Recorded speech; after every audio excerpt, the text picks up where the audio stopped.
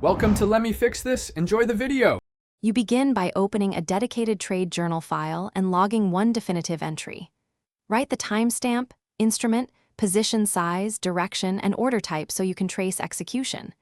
Explain why you entered the trade, market structure, liquidity breaker, or ICT concept that triggered you. Once done, record risk parameters, stop size, target, risk to reward, and percent of account risked, because you need objective criteria to evaluate decisions later and prevent emotion-driven changes. You now document execution specifics and context to reveal subtle edges. Write the entry and exit prices, slippage, fills, and any deviation from your planned price. This quantifies execution quality. Next, describe market context, session, correlated instruments, nearby orders, and higher time frame structure so you know if environment matched your setup.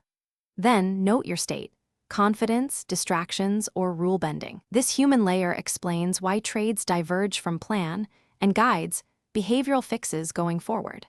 You complete the process by recording the trade outcome and computing tangible metrics.